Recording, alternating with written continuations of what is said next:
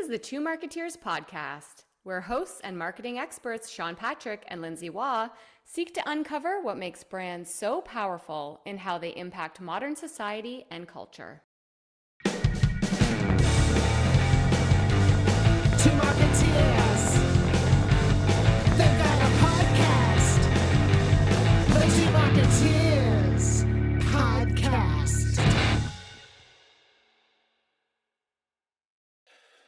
All right. Ready? I have no idea what I'm talking about, so feel free to jump in anytime. I didn't either until we just started talking. So love it. Okay, Patrick. Hello, Marketeers. Welcome to another riveting episode. No article. It's not based on anything other than a recent experience that was indicative of a 30 plus years of experience kind of thing. Just a quick lesson. It's what's the difference between sales and marketing? We've talked about this for the last 10 years, so I'm all over this. Let's go. So recently, I got a couple of requests that just kind of popped up where it's like, we don't really know what we're doing. And do you think you could help us? I feel like those are your favorite conversations. That's the sexiest pickup line ever. You're like, I can help you. Yes. My answer is always, well, I don't know, right? Oh, I thought it was yes. No, because it could be something as like, do you still do websites? Someone has to. Exactly. Someone's got to do them, not me. But then I say, well, if what you need is to build a website, I can definitely connect you. But and I always say this, to be quite honest, there's a good chance you could do it yourself. And they're like, no. And I'm saying, look, I'm just helping you to understand whether what you think you need is truly the problem you need to fix. Yeah. The best place to start, figuring out if that's actually what they need to help solve their problem. Yeah.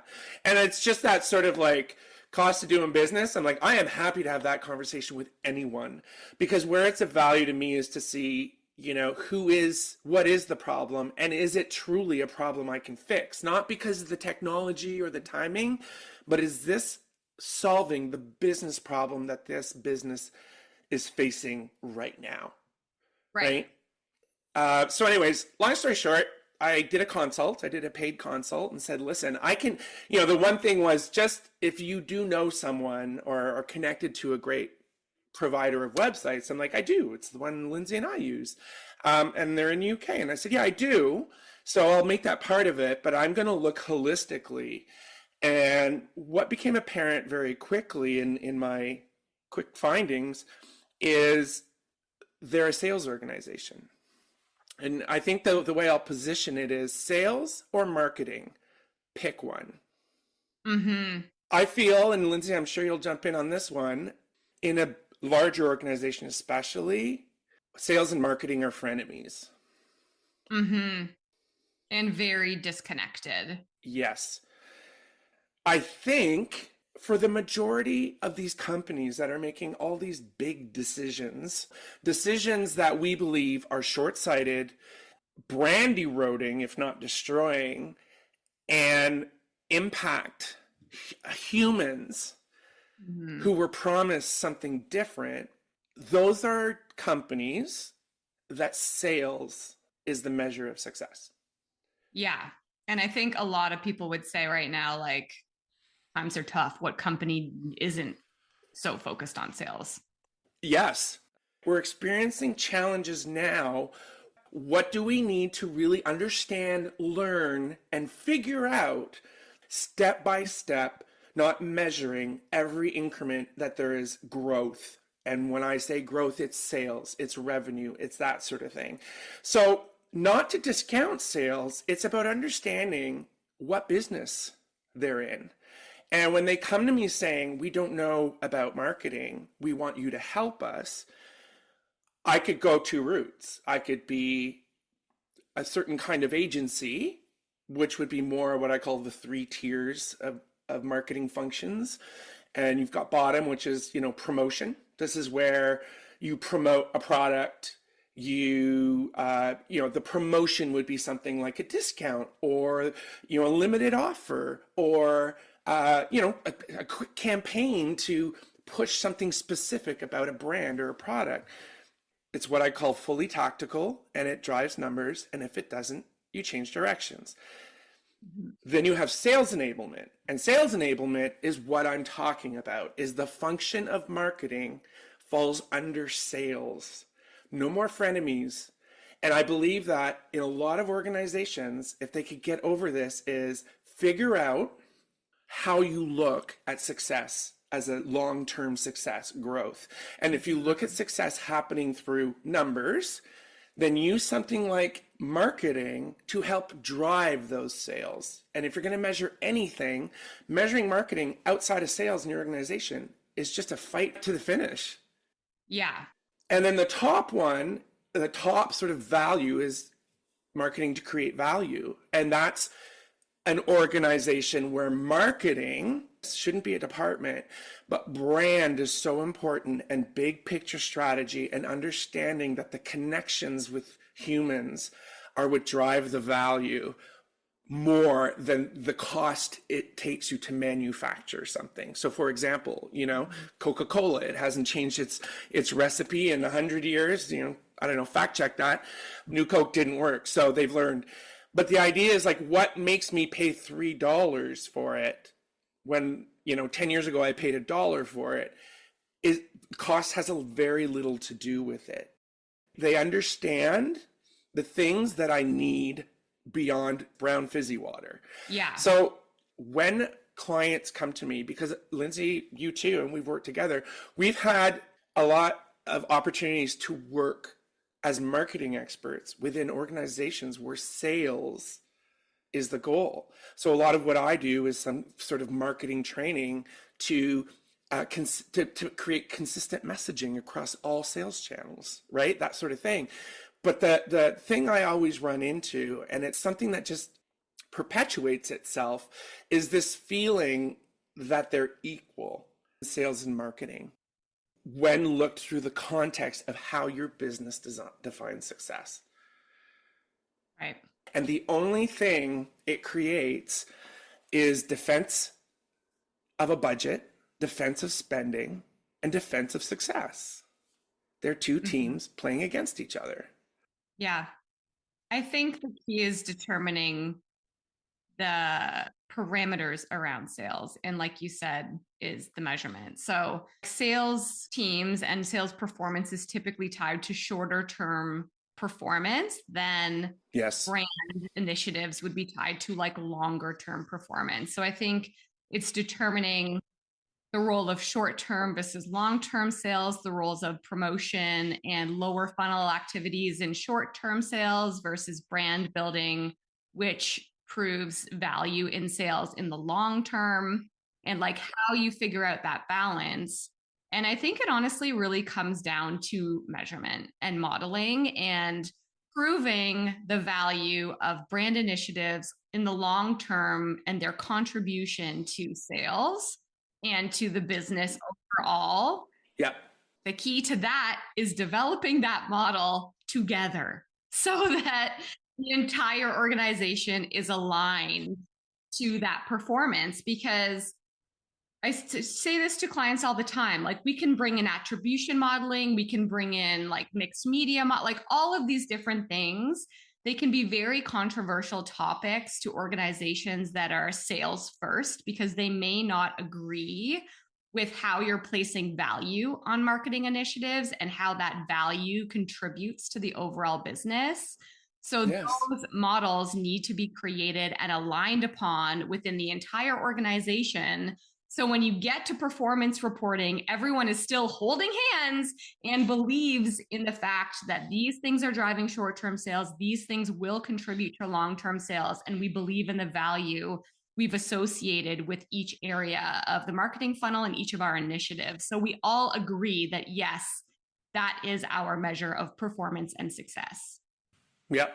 So the recent example that was very empowering for me was I didn't want the business if it wasn't something I could help them solve, right? I can make money. I can always make money. But in the end, how big a fight is this going to be? And I have learned that for many years in my career, my job was about fighting the fight and continually losing. And what I mean by that is nobody won.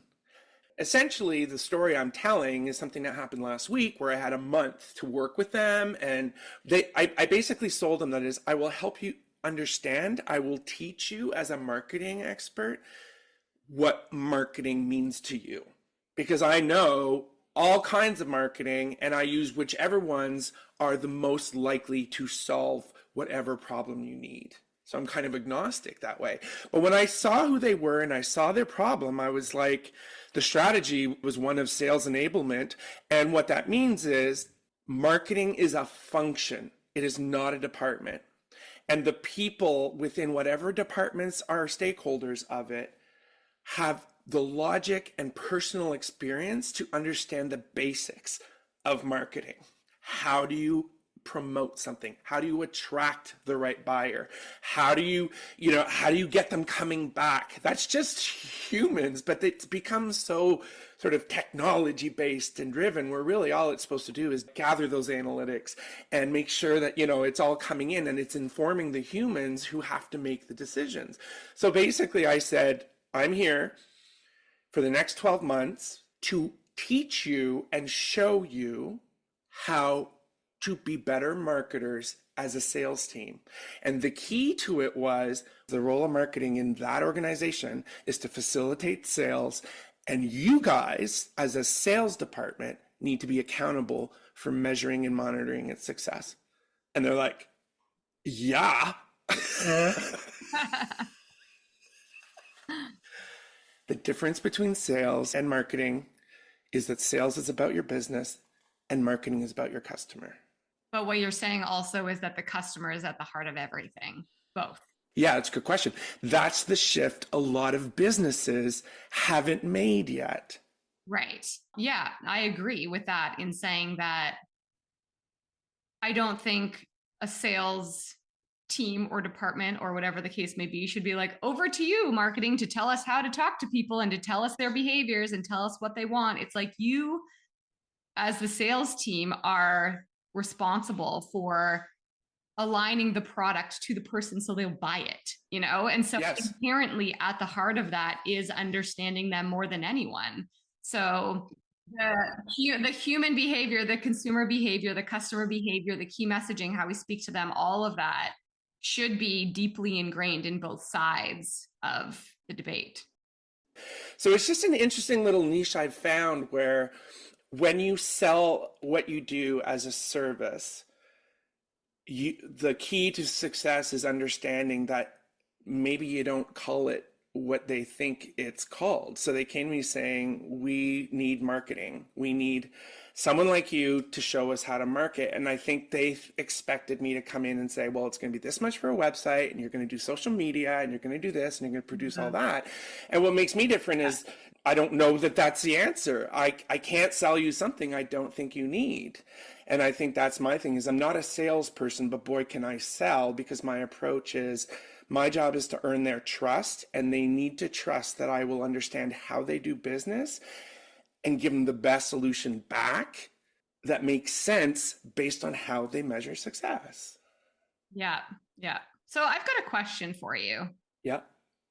So we have worked together on many projects where speaking about this philosophy of sales enablement and how marketing is everyone's job and putting together plans on how that can be something that's at the heart of not only the marketing team, but like consumer behavior and all of that at the heart of the sales team as well. Yeah. And these projects, they can be small. These projects can be big. We've done some very large projects together on this topic with this type of strategy.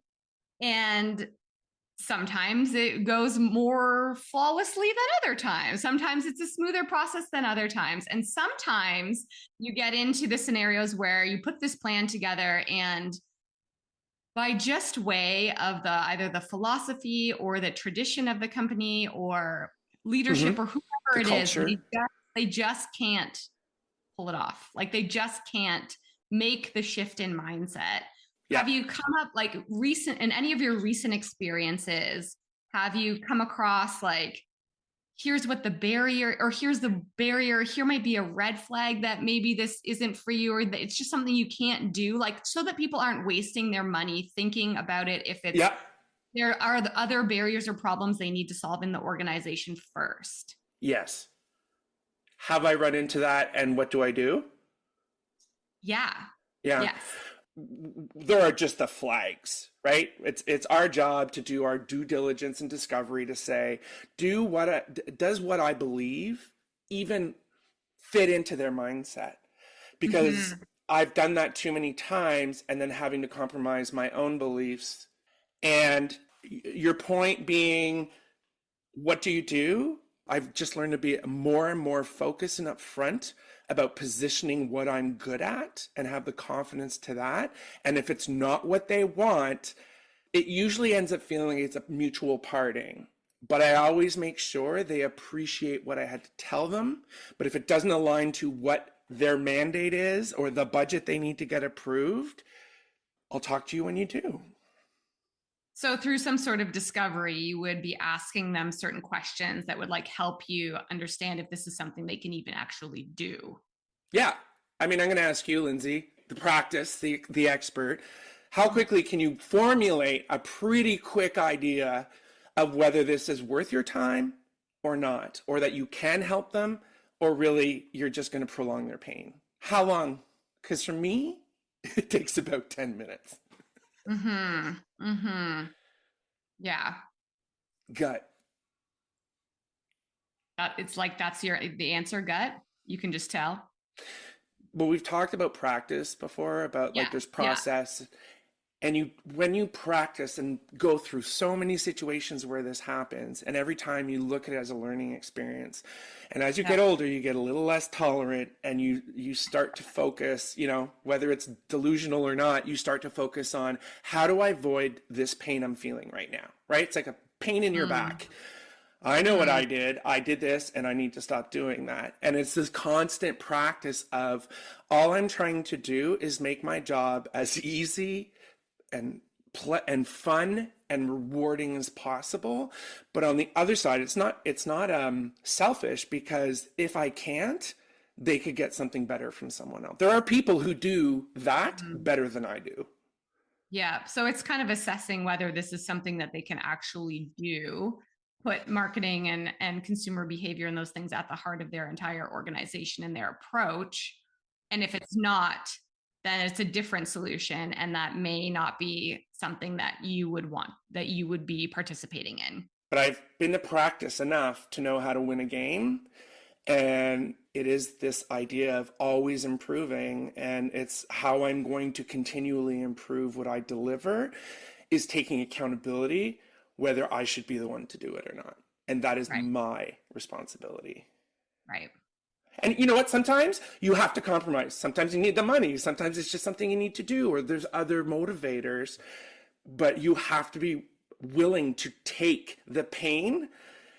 Do you know what I mean? Like, you go in, you make decisions, and there's so many contributing factors, but it's that right mix. And when you become really clear on what motivates you, and I think, Lindsay, at your age, you are far beyond your years of knowing your gut and just being very protective of, like, I'm not signing up for anything until I feel confident and driven and motivated to do this. Okay, great. Yeah.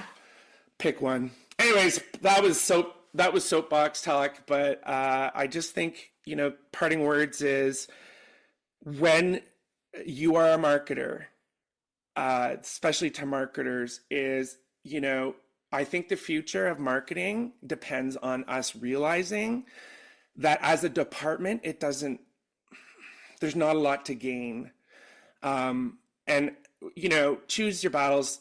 Sales, if you look at the economy right now, and if you look at what's happening, sales is the deal. Sales is what success looks like. If you can't beat them, join them, but bring something of value, and to say, okay, I love how, it could be called strategic selling. It could be whatever, but we have to overcome this barrier of thinking that they're two separate things and that they can ever succeed absent of the other one.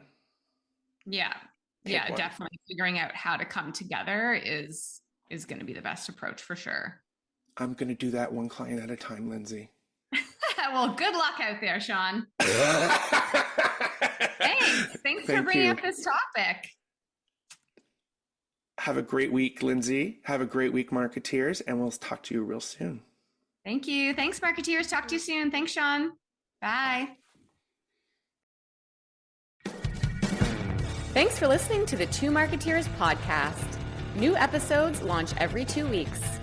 Find the Two Marketeers Podcast on Apple Podcasts, Amazon Music, or wherever you like to listen. And be sure to rate and subscribe. Listen on our website, thetwomarketeers.ca, or you can ask Alexa to play the Two Marketeers Podcast. Want to keep in touch? Follow the Two Marketeers on LinkedIn or at Two Marketeers on TikTok. We've always got something to share.